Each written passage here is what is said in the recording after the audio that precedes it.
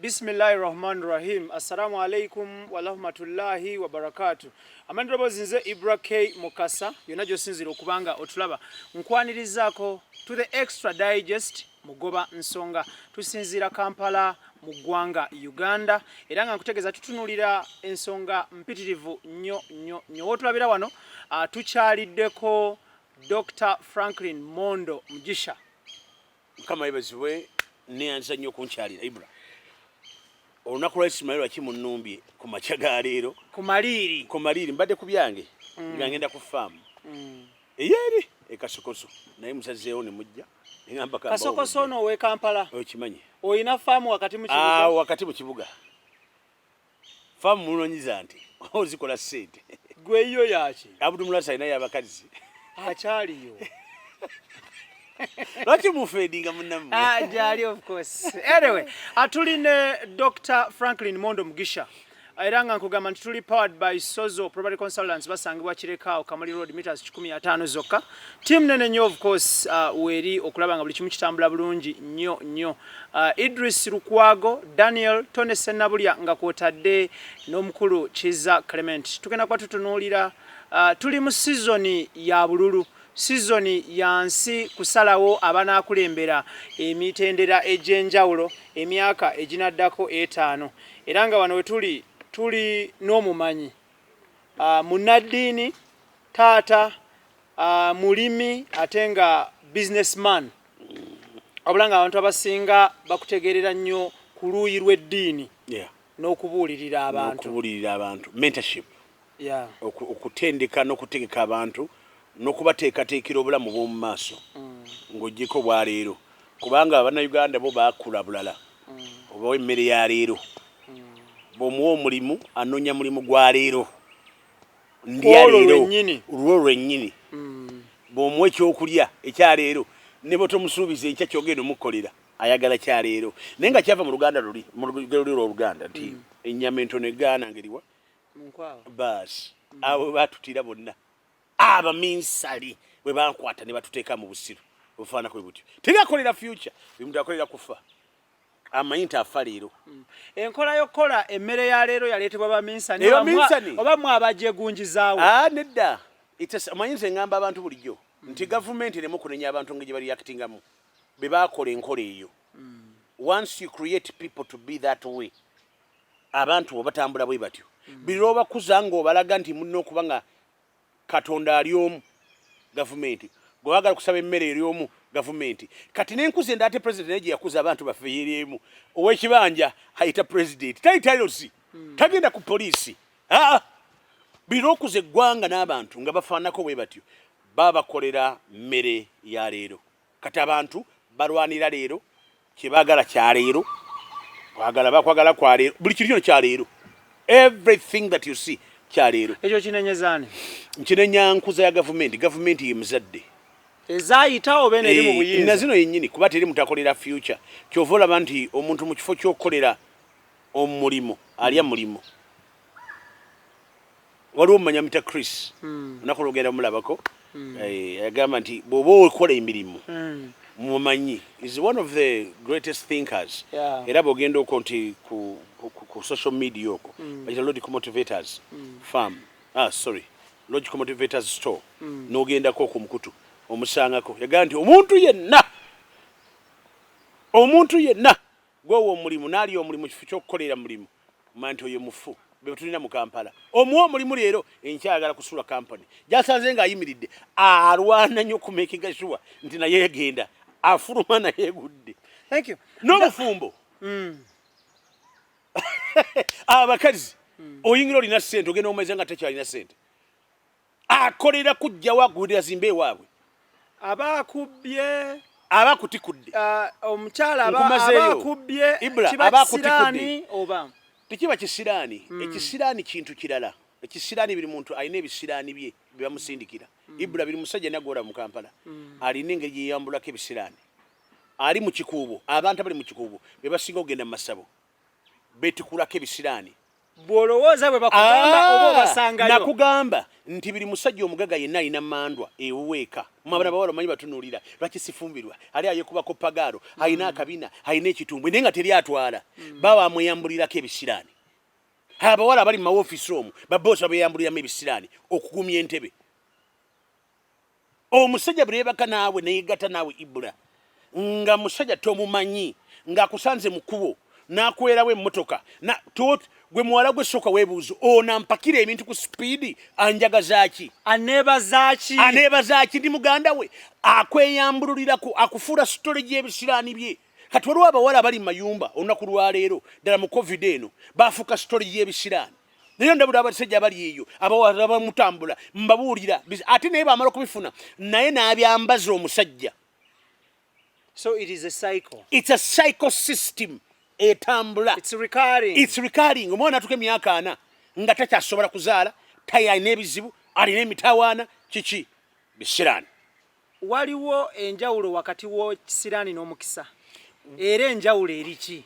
Ekisookera ddala omuntu aliko omukisa ye muntu akwata ku bintu nga bitambula nga tebibenefiti nga ye yekka oba nga tebigasa yekka naye nga waliwo n'omulandiro omulala ogutambula naye kasogere ku kisiraani abantu akitabatawa nnyo nakukola mu maofiisi gaabwe Ibrah ekyo nkikubulira kikumi ku kinaakyo oli naaba nga talina kizibu ku mulimu n'akifuna ekisampo ne bakukyawa kyekigambo kye bayita olutwe oyo omuntu tabaako kigambo kye bayita lutwe nti ne bakusuubiza nti bagenda kuwa ssente ne batazikuwa ekyo tekiba kituufu tuba lutwe waliwo emyoyo gye bakwambaza egirikwata diversionally egyo myoyo negibagambako nti bagiyita gongo emyoyo gye bayambalira ku bantu era waggulu wa paaka waliwo omusajja asiranya abantu muyindi mu Pakistan ogugwe enkadde ekyengulaawo ku platinum awo waliwo omusajja alina essabo ddamba liri omunda. Wagendayo otya? Ngendayo ntya sigendayo omwana yali amukolera ng'aganya okumusasula oyo omwana yajja n'atubuusa atula mu counseling nga bw'osabira abantu kubanga ebintu bibyo omala okubikolera ng'oli agent ebintu bitokoma bukomi kubikolera okola endagaano nabyo be bantu bosanga by the way kankubuulireko abantu abasinga saddaaka nnyingi eziweebwayo mu ofiisi zaffe mu ofiisi egumulabaago ne gavumenti ne president bamuloga ate tebamuloga kumujja mu buyinza bamuloga afune favor omuntu afune favor mu maaso ge kati waliwo abaloga afune favor waliwo abaloga oli afe wali aloga oli asiraane waliwo n'aloga ng'aloga omwana wa famire ye naye asiraane ekiko ekyo abo n'abalogo waliwo abaloga okunywerera mu bifo those kind of old demonic forces egyo emizimu tegiri wano mu Buganda tebakulimba mama fina sokulimba giri wakati wa Pakistan ne China wali katonda gwe basinza gwe bayita gongo nakugamba esabe lyokubiri litake Istanbul lirira ku mazzi ku kizinga era bagamba nti the portal of hell the portal simama nachogera nti enyingirira y'okugenda mu maaso ga geena litake ng'onayingira geeno oyita taki ng'onooyingira awali emizimu walitake era obusamize bw'ettake bw'amaanyi nnyo bukwatagana ne katonda w'Abayudaaya gwe bayita Kabaala ye katonda gwe basinza asiraanya asigukula era ajjawo ebintu bino obijjawa ebintu bino mbikolako research ng'ogyeko abantu individual abadde victim w'ebintu bino mbitegeddeko kako example nti abakyala gwe basuza omukazi ng'ayagala kusuza omusajja muddya muwala agala kusuza mukazi mulala muddya akwata ekifaananyi kya musajja n'akitwala ku mazzi wali ndabirwamu bakumaze ogenda okola omusajja takyasula waka n'omusajja yeekyanze omusajja anyiize tokyamutegeera kirowooza nti kiki ng'agaanyi atabuse ogenda mulaba nga atabuse ogenda okola omusajja takyasula waka ogenda muwulira nti aliwa abadde asula ena kasero kakati omusanga eyo mu katanga nogende kana kazi akabi akakazi tikakyali kabi ye amaaso omwoyo gwe baagukwata his spirit was captured osobola okukola emirimu mingi egisusa obungi nkiddamu Ibrah n'okola n'amaanyi go mangi n'otuuyana n'okola byokola byonna naye nga tolina full access ku mirimu ntuyozo ng'okola nnyo naye ng'ennyingiza ntono. Naye ng'ennyingiza si kuba ntono. Nti ne bw'okola ssente zikuva mu ngalo. Toziraba. Ne bw'okola ssente meka zikudduka mu ngalo. Osobola okukola emyaka 3 ng'okusiima ne bakuwa ekipapula ne weekuba ebifaananyi n'abayindi n'ofuluma n'ogenda. Waliwo n'omukisa omulange gye babbamu omukisa gw'abaddugavu gwe n'ogenda mu kanisa n'osula ng'osaba n'ogenda ng'okolera omuyindi. I promise you toligula kintu. Kiddemu ekyo.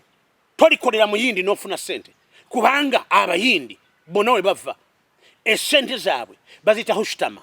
Kitegeeza ki? Hushtama ze ssente z'ekisiraani bazisuza mu toilet nga banazikuwa. Era abayindi abasinga tebasasula kuva mu banka. Essente zaabwe bazikusasula mu cash. Bazisuza manju mu toilet. Tosobola. Zirina okumala ennaku 3 nga ziri ku jjinja. 3 full days, 1, 2, 3 nga ziri kajjinja. Teri akolera abayindi mugagga. Taliyo. Mpaayo omu ndikuwa ssente. Tosobola kukolera abayindi n'ofuna ssente.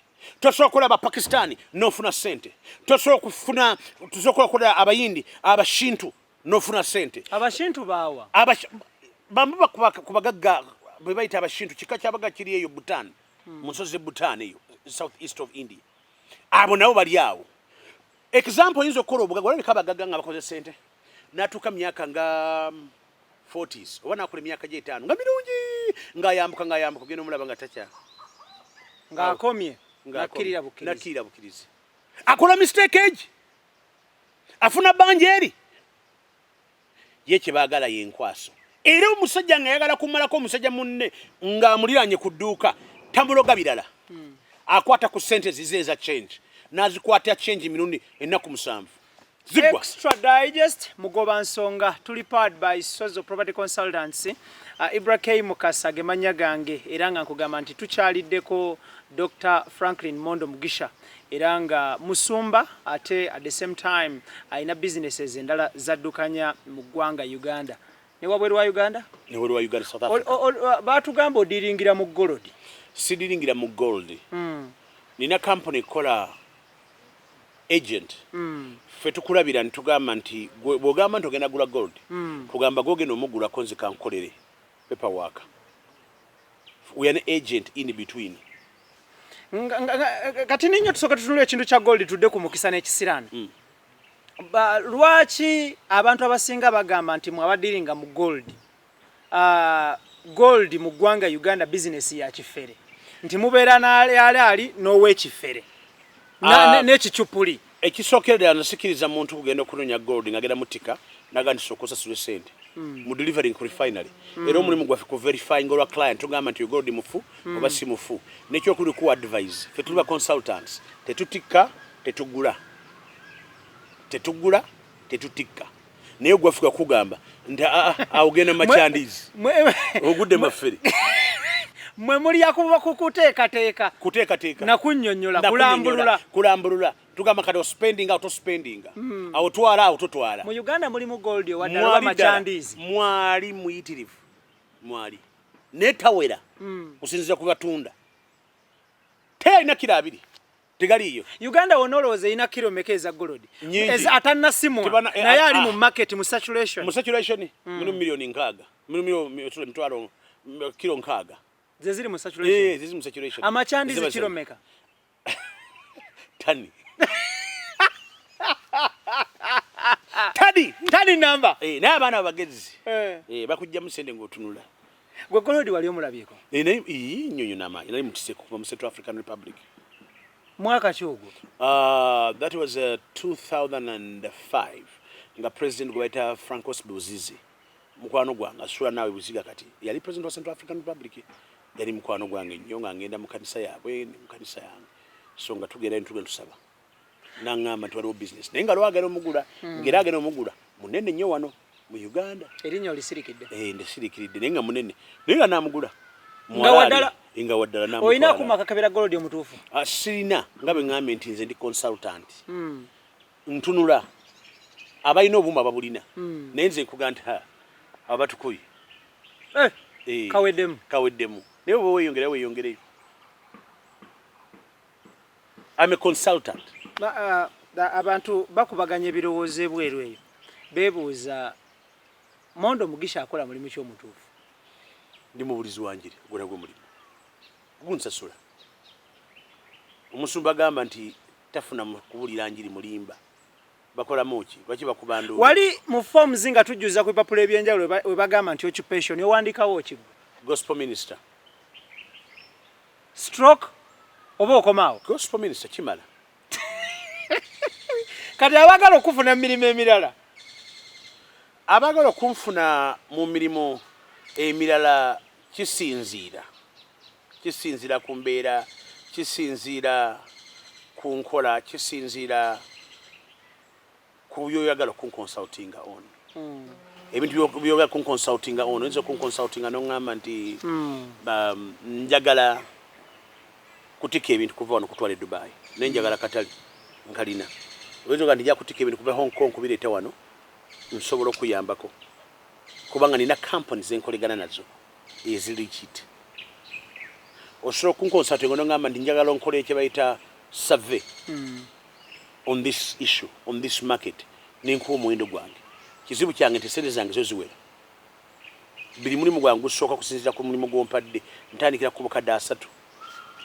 Kwe ku charging. Bw'oba tolina 30 million, don't waste my energy. Sina budde bwa business suka wansi million 3. Million 3 n'okudda waggulu. That is minimal.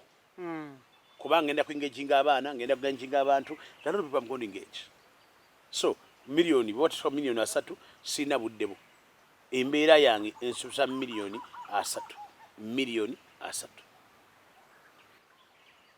Twawulira ebigambo bino ebibiri omufere n'omuyaaye. Omuyaaye abba busimu. Omuyaaye abba busimu. Ate omufere? Omufere akozesa bwongo okujjamu ssente ze ng'oli waka.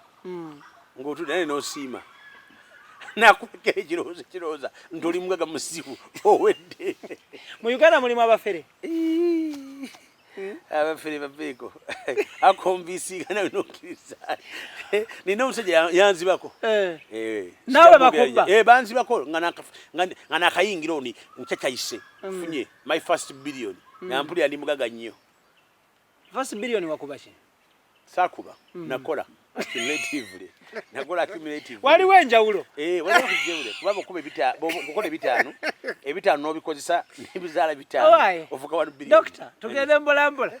Waliwo enjawulo okukuba n'okufuna? Okufukuba ndaba talisuubira. Kati gwa kawumbi wakola kakole tewakuba? Saakuba. Wali okubya esente enkube tezaala. Naye nga wali eza Brian Watt singa weeziri. Yakuba bukubi? Ezo zagwa si muteekateeke. Buli lwofuna ssente nga tokola nga tozikololedde era zigenda nga bwe zityo. It comes easy, it goes easy. Wali okubyeyoko ku ssente? Sikuba nkose. Nakuba nga nkyali mwana muto nakuba. Wakubayo mmeka? Nakuba tata wange ne jjajja wange baali bakozeewo ssente nga batunze ente ndowooza zaali 9. N'okubayo mmeka? Nenzibayo mmeka twalya mmeka. By that time twalya ssente oba zaali siringi 9. Ezo mwazikuba? Isomero twaligula kabalagala. Isomero lya private twaligula kabalagala. Era nali mugagga. Nawako n'abasomesa. Abantu abajjeewo okubasabira. Abanoonya emikisa. Oyinayo ruumu y'okusabira abantu abanoonya emikisa? Eyo enteekateeka gyeri mu kyaki yo? Enteekateeka yange gyeri. Naye nsooka kuwuliriza. Siri pasita asabira abantu nti mu linnya lya Yesu genda.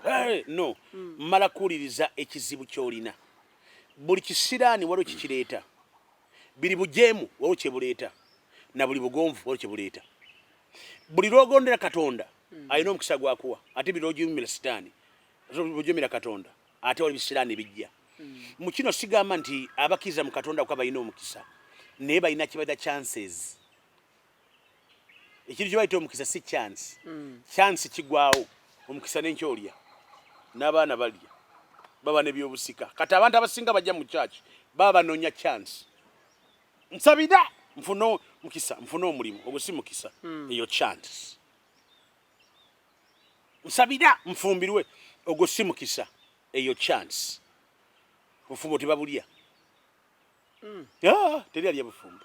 So, oli bw'ajja Can you easily detect someone until yes kusinzira ku byayitamu ntegeera nti waliko ekisiraani ebisiwa ekisiraani ekibuuke waliwo ekisiraani kyotambula nakyo nga kizaale kya musaayi kitambula naawe taatawo nga bwe yali naawe bw'oli notuna omusajja nga ali munywa mwenge nono nga lwaba abaana be bona banywedde omwenge nolaba nga famire kati ekyo bwe tekyekutulako waliwo emitendera gy'olina okuyitamu kwekutulako ekintu ekyo okuyita mu kusabirwa waliwo ekintu ekijja ng'oli tebaazaala ne batazaala nosanga amaka nga bazadde abaana nga bayitirivu bali bona bazalira ku lujja teri atwala be basuubiza muganda wooli nono be bamusuubiza.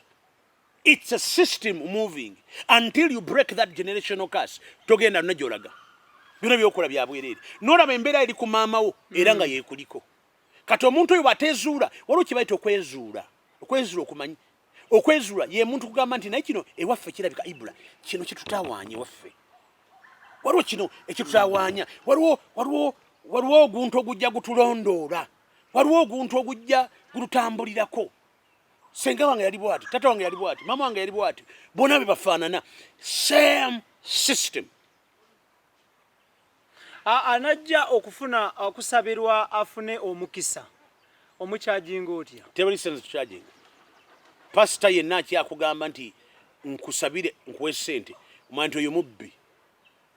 Era tekiriiyo kuba teri mukisa gugabwa. So gugabwa na ssente.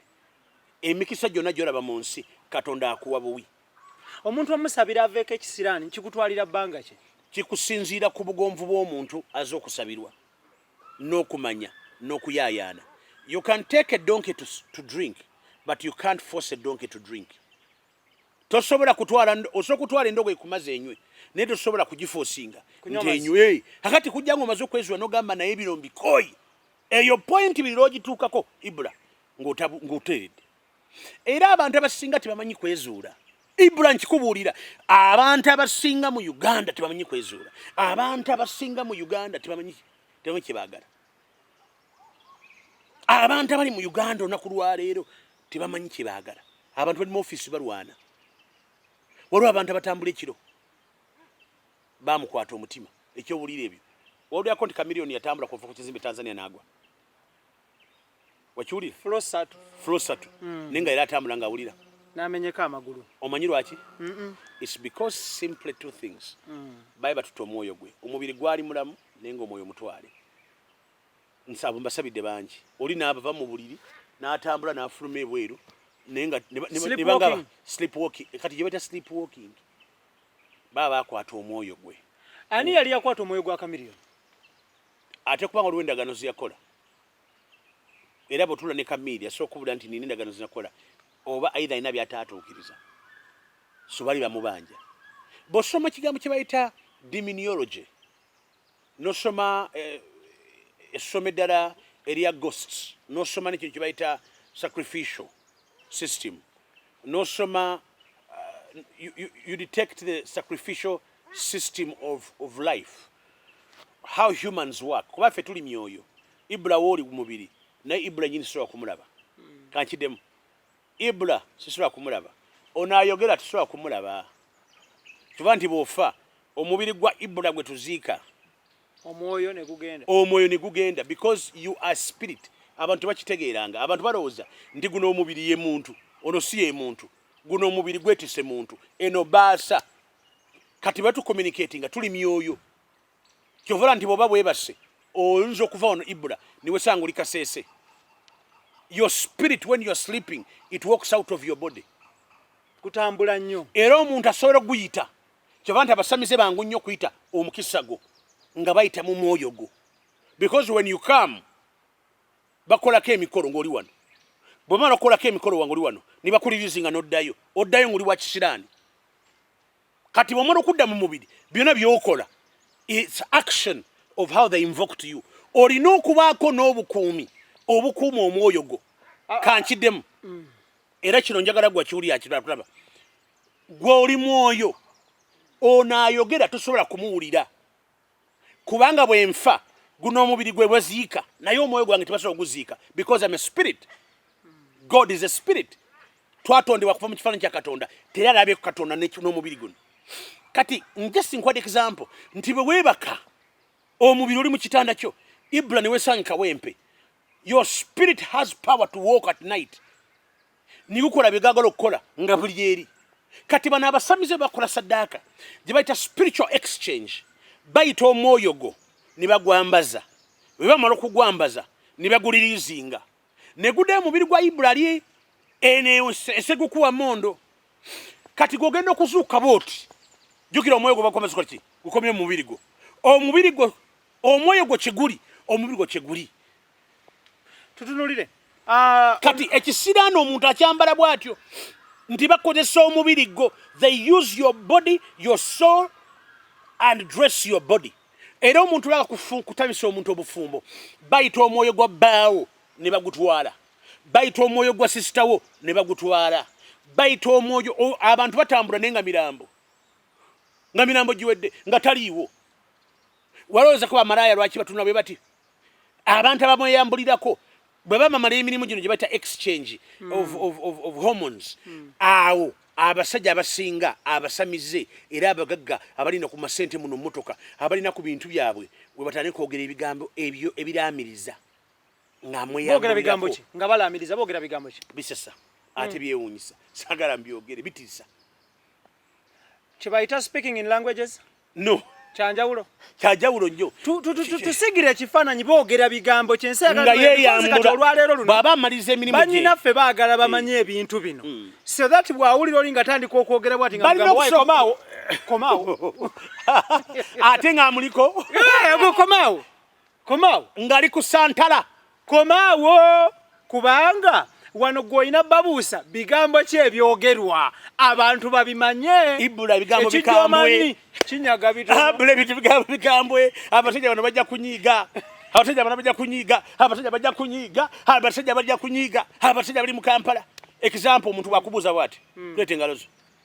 nakubuuza ati nenga takuwa zonna ng'akola bwati kati banga anyiga boti oyo mumanyanga abategeeza ki musamizi abakweyambululiddemu akusindisemu ekisiraani bwati hello but nena bazituusa ne bakonaano nakano bwati era abagaga basinga bwe tubatambula bogenda okubuuza omuntu n'ateeka engalo emabega ng'omanya nti ali mu system mu period oba time ey'okweyambulula ekisiraani ku muntu era abakazi b'abagaga basinga babayambuliramu naye tebamanyi nti bitereko example oyinza okusanga omugaga nga tayagala mukyala we ajje ku mirimu gye gyakolera bw'aba akwatamu tayagala akwate mu ssente ziri eza business example abagaga basinga nze bemmanyi abalina amayumba gaabwe balina empuku mu bisenge byabwe wali ozingiddemu empuku ezo nenzingidde mwala bala okusiningira mu mpuku zaabwe gwe do you count yourself as a rich person? No, a blessed person. Toli mugagga naye oli wa mukisa. Ndina omukisa kubanga ebizizo omukisa byonna mbimanyi ebisomesa omuntu n'asoma n'atafuna mulimu mbimanyi ebigaana omuntu okufumbirwa mbimanyi ebigaana omuntu okutegeera n'okutegeera amazima galina okwezuula omanyi ugende waluddeko omuntu agamba nti njala kwetambulirako tegala ngende bano kiki walukiwuddeko ekyo njala kutambulamu aba tetegeeza kutambuza bigere aba ayagala kwezuula kikiramu ki ekimuliko lwaki ono ajja n'amusuubiza n'atakola oli n'agamba nti ngenda kukolera kino n'atakikola oloota endoota nnyonyo njolesebwa actually nze soolota nava ku step ya dream nze njolesebwa I vision because I'm a spirit nezuula ndi spirit tuwe enjawulo wakati w'okuloota n'okulabikirwa okulabikirwa I can be here omuntu najja gyendi nemulaba entegera nti oyo omuntu agenda kukola bwati ne bwati wekimulesebwa ekini wekiti kibayita prophetic insight then okuloota baweebase nga wakooye maze okunaaba oli mu night dress n'okuba otulo awo n'ogenda tulakuloota but I'm a spirit man that can deploy my spirit. When did you last dream? I don't dream because I have left that level of dreaming.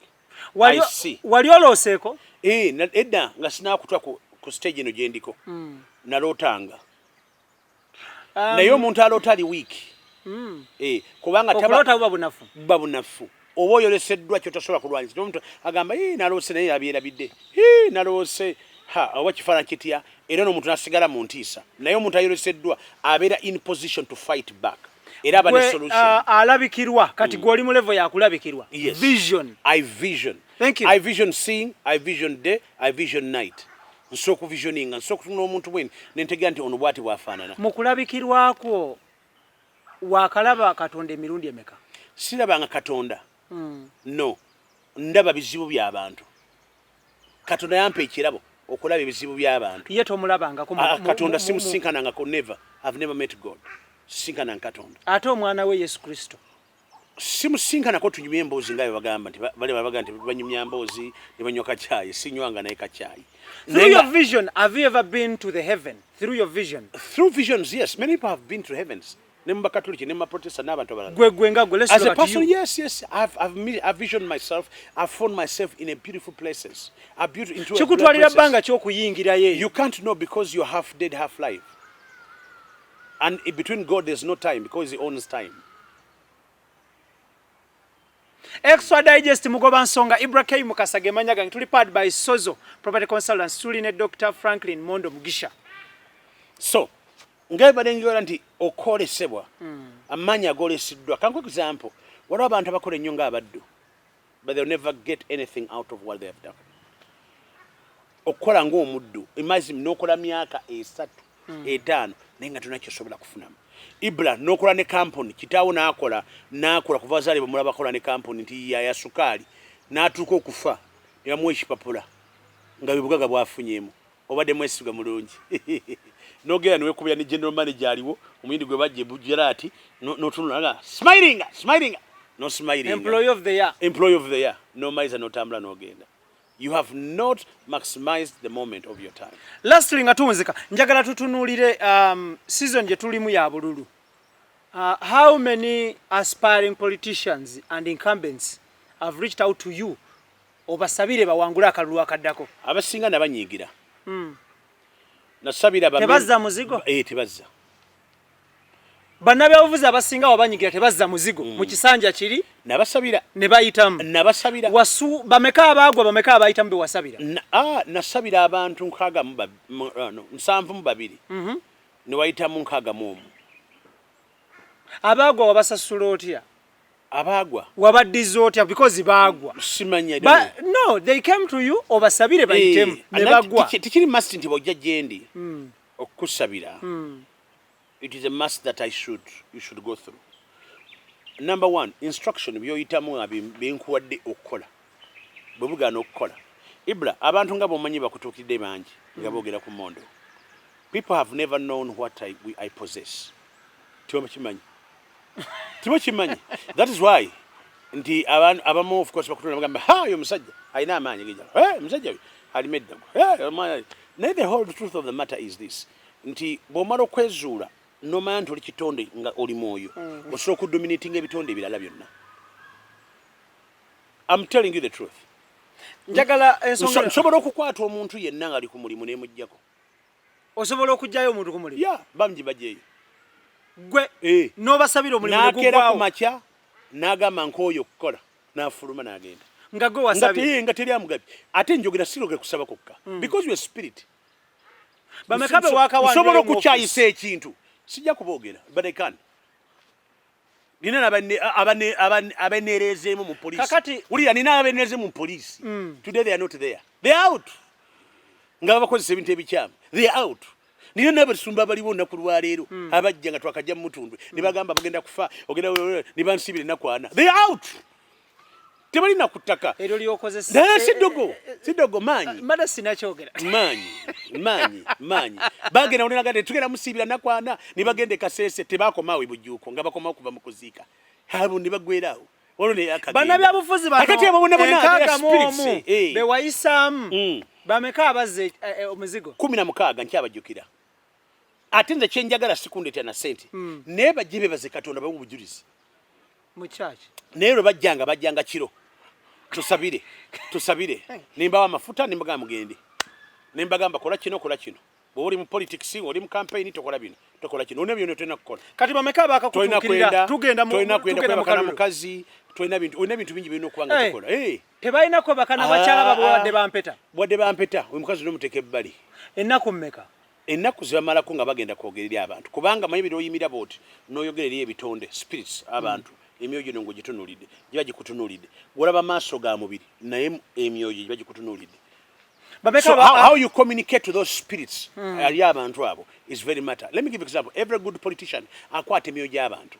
You're right. Bw'otakutte emyoyo gy'abantu tasobola kwogera. Abantu abakuŋŋanya abantu bakwata emyoyo gy'abantu. They hold the spirits of the people. Thank you. Doctor, njala tuwunzike n'ensonga eno. Ne mukama wo somukwata wuukati nga mukama wo somukwata omwoyo. N'akwagala. Mukama wange Katonda. Tofaayo. Wala kusasula tusigala. Ba consultant bali sozo. Abasozo yagala bakwata moyo. Abo nobusobola sokuwa amaanya gabakwata. Nga tasobola kuvaako. Wa sozo? No mukasajja. Ate abasajja bo bangu nnyo okukwata. Sozo musajja mukwata omwoyo. Soko kwata sozo wano omwoyo. Ekitonde kye bayita ekikazi. Kizibu nnyo okukwata mu nsi y'omwoyo. Naye ekitonde kisajja kyangu nnyo. Sozo njagala omukwata omwoyo. Akwagala nnyo. Ateeke mu ssente paka company. Dweri paka ensi okusaanawo. Kati yeta akugulirawo enzigi bagule ebintu bye. Bwe bigula nga gobisendisenzi kugula ajja kujja. Inga mwangu. Awo omwoyo gumazi. Mwangu. Ate ddala tasaba atamanyi atezuulanga. Osoguleeta wano n'engulaba omwoyo gwa sozo. Sisobola kuguleeta kuba mbafuse musamize. Nga tuwunzika. Race ya president, presidential race. Yemu ku race zigenda okusinga okubeeramu ba candidates. Bameka on average totuwa amanya gaabwe tuwe buwi muwendo. Bameka abakajjewo okusaba omukisa. Ba presidential aspirants. Pade kintu kizibu nnyo okuddamu. Nakafuna abantu basatu. Ba presidential aspirants. Basatu. Actually bana for now. Mujje kuwa Friday. Mutende kuna wa Friday. Baze ne basaba omukisa. Bakimanyi. Bameka abanayitamu. Simanya na. Kwaba abana abakajja. Oba abatano. Ogwange gwa kusaba. Nakubulya byonna okukola mu mitendera gyo. Lwaki batega obulipo? Ndi omu ayita okuba president akwa ekifo kya minister. Sikyagala. It's very cheap for me to be a minister. Oyagala ki? Sinjagala mikisa nire mikisa gyange. Msagala kusula nga sebase. Sagala kunkonkona. Sagala kubeera ku bunkenke. Sagala kubeera nga bankubira amasimu saa mukaga gwa kiro. Ndi jangu. Nasoma I studied. Ekyokubiri mimi gyenkola gimpa ssente. Nsagala kutuula. Ekyokubiri ensene y'omwoyo gyendemu emmala. Amaanyi genina gammala. I don't depend on anybody. I rule those who are in ruling. Mfuga ababafuga. Ekindi munda ky'amaanyi. Ekindi munda kiwangula. Tusigire ekifaananyi kya 221. Between who and who abalina enkizo eziwangula akalulu? President Museveni alina enkizo okusinziira ku buyinza bw'alina okuwangula. President Museveni kusinziira oli mu kuprofesayinga oba oli mu kutubuulira ky'oyagala. Omanyi byanjawulo. Oyinza okutubuulira ky'oyagala kibeere oba okutuba prophecy. What are you of the two? What are you doing? Mbabuulira oba nga tewali kikyuse olunaku lwa leero. President Museveni yalina byonna. Is it a prophecy or you're telling what you reality? Want? Reality. Mugenda kosa national ID kulonda. Anaina database. Ani akuma kalulu. Ani akuma kalulu. Isi. Ani nyini polisi. Eyo tuveyo. Nga tuwunzika. Wulira. Waliwo abavubuka abazannya katemba. Bizonto. Obamanyi? Bizonto yabakoledde script yabasse. Era nsaba president Yoweri Kaguta Museveni taata. Sonyiwa bizonto. Ye yabakutte. Ate munnange tusaba. Biri muntu tusaba wagala kawungo genda wa Museveni. Wagala takali obatize wa Museveni. Era ngenze wa Museveni kati. Numbi State House sawa zino wejogera. Ndi bunda mu State House ni mulujja. Nyingide mu ddiro sebo taata kusaba. Obunyambe buyambe ba IT bakugambe. Otutere bizonto. Era nga bobula nti bizonto. Bye bizonto byaffe tukusaba obite. Bambe abasajja abo tebali serious nnyo nga bokirowooza. Okujja nti message yaabwe yabadde mbi. I think bebayogere ne bogera ku tribe. Once you go tribe, our president agenda kujja akwate. Naye eyo mistake yabaddewo. Kya bulijjo abaana bakola ensobi ne babonerezebwa ndoza ku mande babate. Mulala akiweewa. Tuyimba kayimba kakiweewa. Oluyimba lwakiweewa luno. Tuyimba kayimba. Saalutegedde. Kagamba kati akayimba. Oluyimba baluyita I think baluyita Nantaba. Tuyimbe. Nantaba. Yogera ha? Tuyimbe. Sinaba graspinga bulungi naye nga title eri Nantaba. Ibrah tuyimbo baruyimbye dda ne yaruyimbe bamukute ko tubajja kukwata sinalukwata nenga taito bamukuba emboko nga baganizaake nsaba poliisi musonyiwe oyo kiweewa muntu waffe musonyiwe naye bamute kiweewa kati saawa zino amazina kusatu gatakomba kusimanyi bafaanana ku mwenge bw'aba tanywedde tabaawo simanyi si mwana we naye nze nkubuulidde kiweewa mute agenda akola ebintu ebirala bamute abaana bagenda kukola mistake naye omanyi lwaki bino nti bibaddeyo COVID-19 reactions of COVID-19 zezino this is a post covid exactly zo zikutte wansi ne waggulu kati bizonto babite era wano tuyimidde ku WOLOKOSO nga tubaga nti bannange mutuyambe muta abasajja baffe babeere wekubirira omulanga okubya omulanga bate bizonto kiweewa ne baani tokuba mulanga kugula makanisa how are you surviving ate amakanisa gali mu politics Museveni yadde agala gagula ate bali nga yabawa sente zaaki eza sensitization indoors kubanga teri pastor gwe mmanyi mu covid muno alina sente zikola sensitization eri ekkanisa bwala gyali atulabuulire simanyi oba nti gyali naye akasente kirabika akasente katambulaawo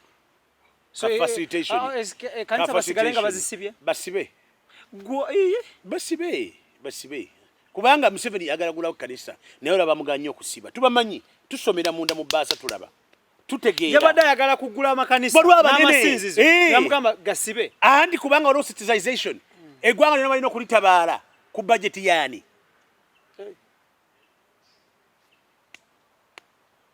waliwo budget awali ekizibu waliwo budget nakugamba nti no problem in the government that happens without a budget bino ogamba nti waliwo disaster nga budget erabika waliwo bagero giryamu hakati mumugamba mwagala abasumba bagulawo amakanisa naye waliwo alaba ekizibu awo ndiko bintu tumuvaamu nga tumufunyemu amasinzizo bwogongera okuggalwa how are you surviving gwe ng'omusumba andi as a person good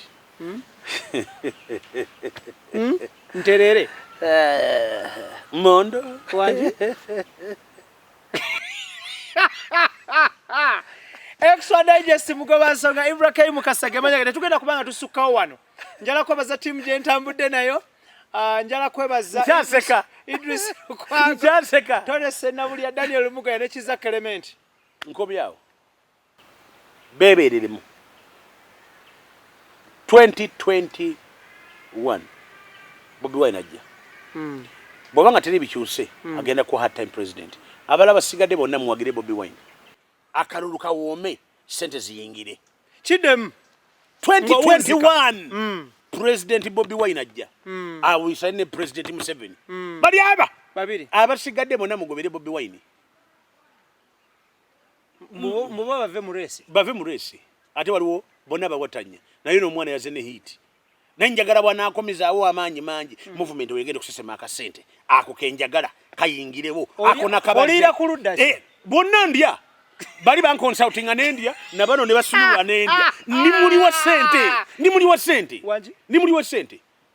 wa sente ebya Kaisari ne Bobi Wine mukolera bwerere ate ne Museveni mujja kozize Bobi Wine lwaki omukolera bwerere ate alina sente mwavu basiba music we basiba zibichi ali awo lunkupe yita akuyamba so consultation ya bwerere President Museveni sente alito kawa somiro ate hakati baba nyinga President Museveni ngena asumulula nga tulya tuli bali wanje ndi muli nnyo wa sente ngagala sente yewoma ate ya movement yewoma teri ajibuza so Bobi Wine anyenye no mwe mulonde miyembe no tulonye miyembe Bobi Wine kikole duka